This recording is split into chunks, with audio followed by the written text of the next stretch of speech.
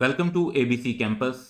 आज हम company law के सब्जेक्ट में आई कैप की ऑटम 2023 की अटेम्प्ट से एक पास्ट एग्जाम का क्वेश्चन डिस्कस कर रहे हैं। 9 मार्क्स का ये क्वेश्चन है। Uranium limited, the recently appointed CEO of uranium limited has expressed interest in obtaining information on the following matters.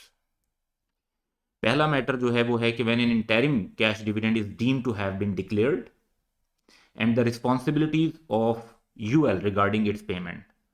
तो पहले इस मैटर को रिस्पॉन्ड कर देते हैं और रिक्वायरमेंट जो है वो ये है कि provide the above information to the chief executive in according with provisions of companies act 2017।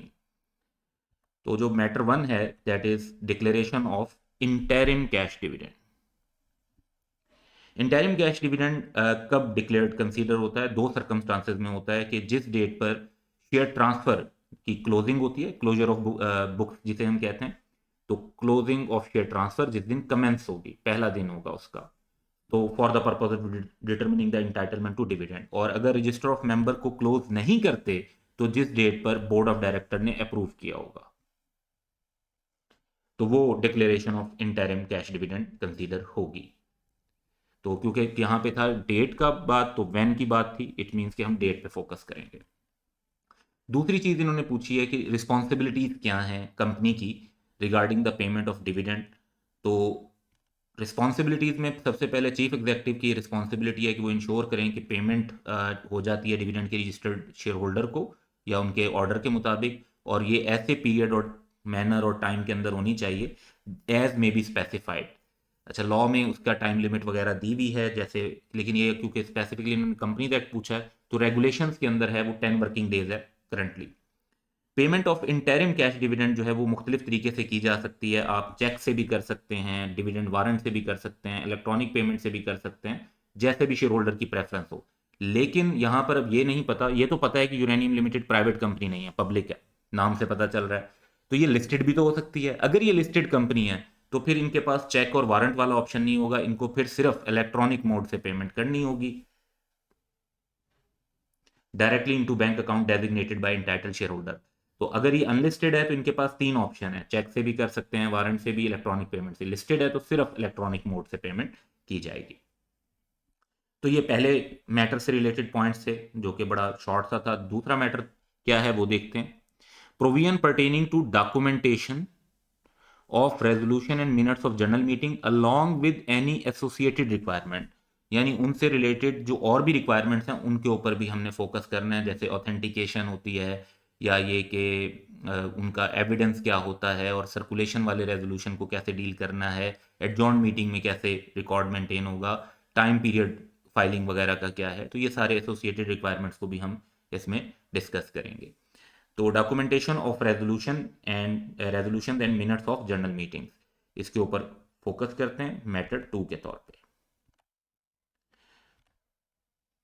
तो रिक्वायरमेंट ऑफ कंपनी दैट 2017 के मुताबिक तमाम रेजोल्यूशन का रिकॉर्ड, चाहे वो ऑर्डिनरी रेजोल्यूशन हो चाहे वो स्पेशल रेजोल्यूशन हो, वो जनरल मीटिंग की जो पास हुई हैं मेंबर्स ने, चाहे वो सर्कुलेशन के थ्रू हुई हों चाहे वो जनरल मीटिंग में हुई हों, उनका रिकॉर्ड कंपनी की ऑब्लिगेशन है कि उन्होंने मेंटेन करना है। दिस इज एप्लीकेबल, खासतौर पे जो सर्कुलेशन वाला एप्लीकेबल होगा वो अगर यूएल पब्लिक अनलिस्टेड कंपनी है जिसके नंबर ऑफ मेंबर्स 50 से कम है तो फिर ये कर सकते होंगे।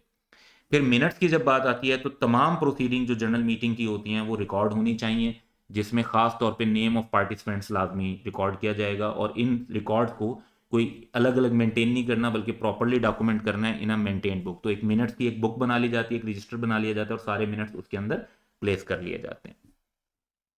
अब एसोसिएटेड रिक्वायरमेंट की जब बात की जाती है तो इसके अंदर हम बहुत सारे पॉइंट्स मेंशन कर सकते हैं।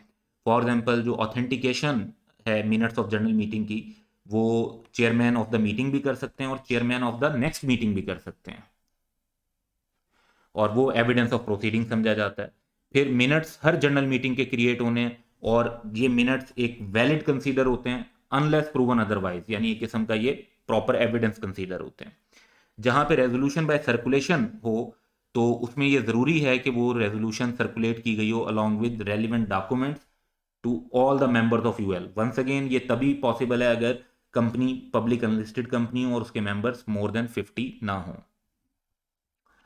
फिर रेजोल्यूशन अगर सर्कुलेशन के थ्रू पास की जाती है तो उससे जो नेक्स्ट मीटिंग होती है उसके मिनट्स का हिस्सा बनाया जाता है। फिर रिकॉर्ड जो हैं वो कहाँ रखने होते हैं, वो रजिस्टर्ड ऑफिस पे रखने होंगे from the date of resolution, meeting और डिसीजन जो भी है। फिजिकल फॉर्म में भी रखना होगा और इलेक्ट्रॉनिक फॉर्म में भी रखना होगा। फिजिकल फॉर्म में जो रिक्वायरमेंट है वो है 20 ईयर्स की, और इलेक्ट्रॉनिक फॉर्म में रिक्वायरमेंट है कि आपने परमानेंटली मेंटेन करने हैं। स्पेशल रेजोल्यूशन 15 डेज के अंदर आपने रजिस्ट्रार के पास जमा करवानी है, और ये ड्यूली ऑथेंटिकेटेड होगी बाय अ डायरेक्टर और अ सेक्रेटरी, कंपनी सेक्रेटरी।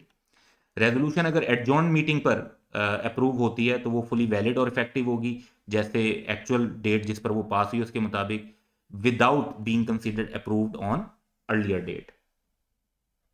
इसका मतलब ये है कि अगर एक मीटिंग फॉर एग्जांपल 10 तारीख को हुई थी और फिर एडजॉर्न होकर 17 तक गई मीटिंग, और फिर एक रेजोल्यूशन 17 को पास हुई, तो उसकी डेट ऑफ पासिंग 17 कंसीडर होगी। तो जो जिस तरह हमने 15 दिन का टाइम पड़ा है वो भी 17 से फिर काउंट होगा, 10 से काउंट नहीं होगा।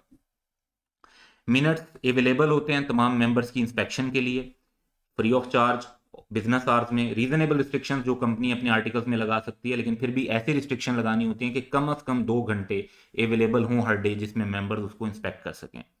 कोई भी मेंबर अगर चाहता है मीटिंग के बाद certified copy of minutes of general meeting लेना तो वो ले सकता है, लेकिन उसके लिए उन्हें रिक्वेस्ट करनी पड़ेगी after 7 days of the meeting, और फिर कंपनी को वो सर्टिफाइड कॉपी प्रोवाइड करनी होगी with in 7 days of the request. तो ये एसोसिएटेड रिक्वायरमेंट भी हमने डिस्कस कर ली इसके अंदर। And that's all for today. Have a good day.